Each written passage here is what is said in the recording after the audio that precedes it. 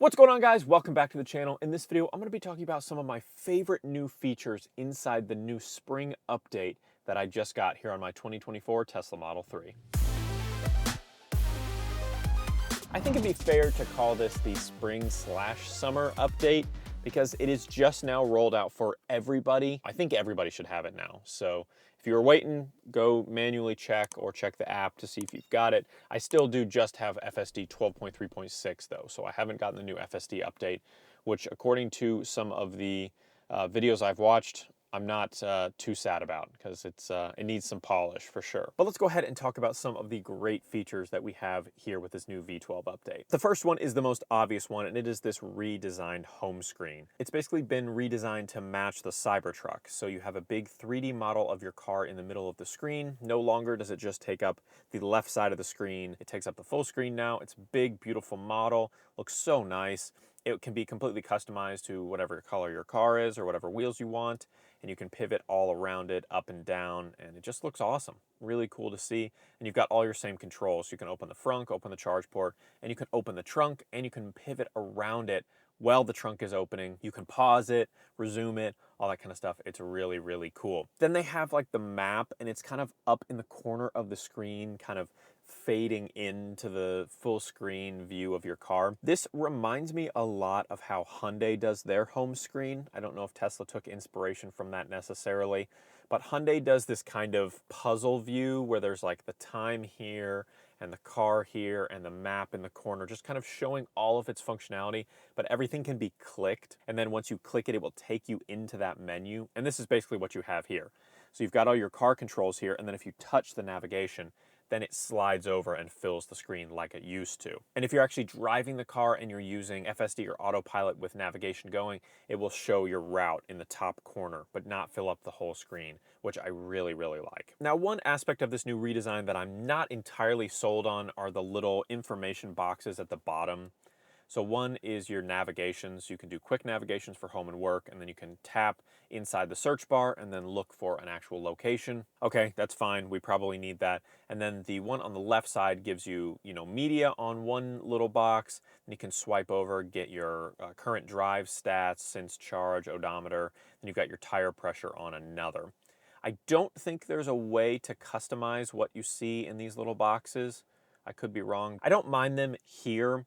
Where they're not my favorite is when you actually are using FSD or autopilot. They stay at the bottom of the screen, and it just doesn't look that clean. Like, I liked the nice, clean autopilot or FSD screen where you could just see your car, see all the surroundings, and not have boxes kind of over top of everything. I would like if they made that an option where you could kind of swipe them away and then swipe them back. I think that would be really cool, but for now, they just stay on the screen. A couple other things have been redesigned. Some things have been moved around up at the top bar. It all kind of looks the same, but it's just been rearranged, moved to different sides of the screen based on this new layout. Now, one thing that you do see that's new is this little fasten seatbelt graphic, and there's actually a couple graphics that are new that you might see. If you have a car that doesn't have stalks, you'll see your little swipe to shift option. It used to fill up much more of the screen and kind of take up the entire left side, really thin, but now it's just up in the top left corner, really small. And you can only swipe to go into reverse, swipe to go into drive, and then tap for park. They actually moved neutral. It used to be at the bottom of the screen. They've now moved it inside of the quick controls menu. But once you actually swipe to go into reverse or drive, it is going to move your seat like it's doing now. And then you'll get more of that traditional view that we're used to, where you can see the car with the high fidelity park assist and stuff, and then you can swipe over, kind of pivot around and do all that kind of stuff. So I really like the look of this. I think it's so nice. A couple other little updates to the actual driving screen. The speed now is much larger and much clearer. I really like that. It's so much easier to see out of your peripheral, and with just a quick glance, it's bolder and bigger. It's just great. Another little thing they changed when driving is the acceleration bar. So it used to be across the top and it was a lot easier to see. Now it's kind of hidden on the side. It's vertical and it's really thin and kind of tough to see. I never found it that useful to look at anyway, so I don't really care if they moved it. And then the turn signals are no longer inside of a little circle. They're just the standard turn signal icon just flashing on the screen. Now, there were a couple updates to navigation. So when you're using navigation, you now get this little progress bar above your trip information. So when you're supposed to arrive, where you're going, how long it's going to take to get there, what your remaining battery will be. Now it gives you a little trip progress bar. So it will tell you like what points you're going to hit traffic. I haven't found that super accurate, but it'll show you kind of where it suspects you may hit traffic, if it's going to be heavy traffic or light traffic, and how kind of seamless the trip will be. And then as you progress, your little arrow will move across that trip bar. Another thing they added is better rerouting capabilities. So if it thinks you're going to hit traffic in a certain area and there's a way that they can get you there faster, it's going to go ahead and do that automatically for you. You do have to turn it on, but once you do, it should, auto update that route for the most efficient drive possible. The climate control menu has also been redesigned just a little bit. Some icons have been moved around and kind of joined into, more concise. Everything's just been really fine-tuned, and that's what I really appreciate. All the functionality is still there. It's just kind of been reconfigured to make it cleaner than it used to be, and I really appreciate that. We'll go into the settings in just a second, but if you actually go down to the bottom bar, you open it up, you'll see that we now have access to Audible. So if you're a big audiobook person, you can now sign into your Audible account, listen to all your audiobooks right from the display via streaming, which is really cool. They also redesigned a couple icons. So the big ones you'll notice are the climate control has been redesigned. It's now a big spinning fan icon. And then the navigation button has also been redesigned. So those are some just little things here and there, quality of life things. So outside of Audible and the redesigned icons, really the only noticeable difference I think in this redesign is that the browser can now go full screen, which is actually really, really convenient. And I've been waiting for this feature for a while. I'm a heavy Watch ESPN guy, so I really like, streaming, live sporting events. But you don't actually have ESPN streaming yet, but now I can go to watchespn.com and then make it full screen and basically get, the theater experience straight from the Tesla without having to use third-party sites or anything like that, which is really awesome. But being able to make that browser full screen is great. Theater has kind of been redesigned.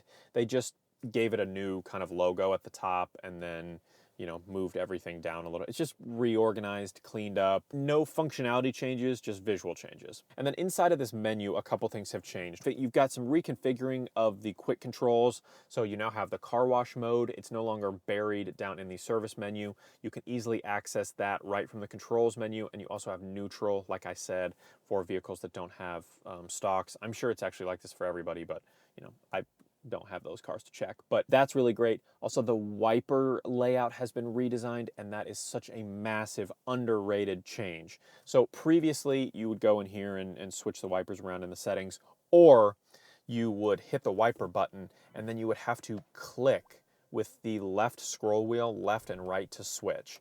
Now, it's not that that was hard necessarily, but the clicking is a little more specific and it's a little bit harder to do when you're trying to do it really quickly. But now they've made it to where you can press the wipers button and then just scroll with the left wheel to change wiper speeds really quickly.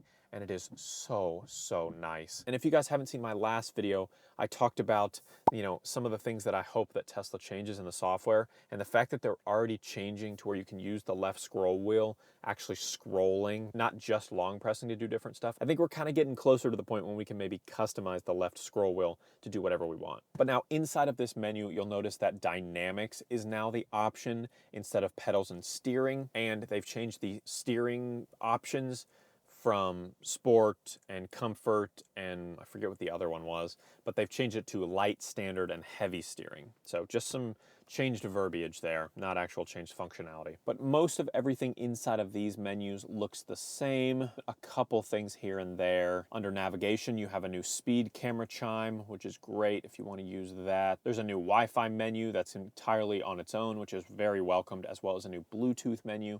That's super great as well. And of course, the Sentry mode recordings have changed a little bit. So instead of saying like how many events you had in the old style, it now has this new updated look where it says view events and it has the Sentry icon. You can click on it. And supposedly you're supposed to be receiving push notifications to your phone that will let you preview your Sentry mode events on your phone from wherever.